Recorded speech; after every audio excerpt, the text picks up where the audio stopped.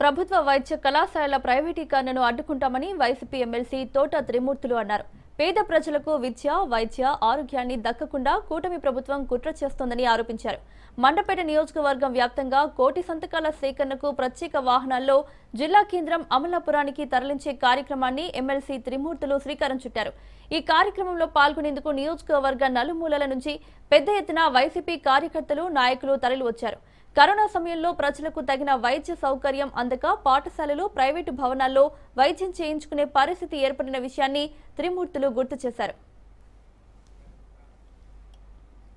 దీన్ని దృష్టిలో ఉంచుకుని ఆనాడు జగన్మోహన్ రెడ్డి పేద ప్రజల కోసం ప్రతి జిల్లాకు ఒక్కో వైద్య కళాశాల చొప్పున 17 కళాశాలలు కేటాయించి పనులు ప్రారంభించారని తెలిపారు.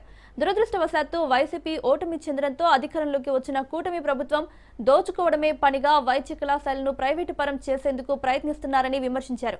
ఈ నెల 15న రాష్ట్ర గవర్నర్ను మాజీ సీఎం జగన్మోహన్ రెడ్డి కలిసి సేకరించిన సంతకాలను అందజేస్తారని అన్నారు. అనంతరం రాజరత్న, కలువపువ్వు సెంటర్, అయ్యప్ప స్వామి ఆలయం నుంచి బైపాస్ రోడ్ జంక్షన్ వరకు సాగిన ర్యాలీలో ఎమ్మెల్సీ త్రిమూర్తులు పాల్గొన్నారు. రాజమండ్రిలో నియోజకవర్గంలో కలిపారు అనేటువంటిది, రాజమండ్రి జిల్లాలో కలిపారు అనేటువంటి అపోహల్లో ఉంటే అది తప్పు.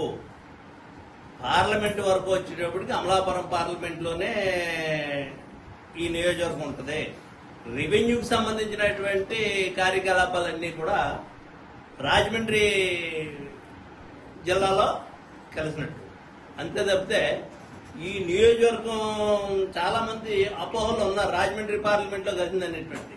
రాజమండ్రి పార్లమెంట్లో కలవడానికి ఇది అలాగా నియోజకవర్గాలని మార్చాలి అనుకుంటే ఎలక్షన్ కమిషన్ నుంచి రావాల్సినటువంటి కార్యక్రమం అది. డీలిమిటేషన్ ఆర్గనైజేషన్ జరిగినప్పుడు ఈ రాజమండ్రిలో కలవకుండా ఆపుకోవటానికి అప్పట్లో ఉన్నటువంటి నాయకులు ప్రయత్నం చేసి ఉంటుంటే కోనసీమలో కాకుండా రాజమండ్రిలో నుండు 2009లో డీలిమిటేషన్ జరిగినప్పుడు 2009లో డీలిమిటేషన్ జరిగినప్పుడు కోనసీమకి వెళ్ళిపోయింది. ఇది అమలాపురం పార్లమెంట్ నియోజకవర్గానికి వెళ్ళిపోయింది. మొన్న జగన్మోహన్ రెడ్డి గారి ప్రభుత్వంలో పార్లమెంట్కి ఒక జిల్లా చేయాలన్నారు కాబట్టి ఈ మెండపేటను తీసుకెళ్లి రాజమండ్రిలో ఏమి అమలాపురం పార్లమెంట్లో కలపలేదు. పార్లమెంట్ యూనిట్ అది.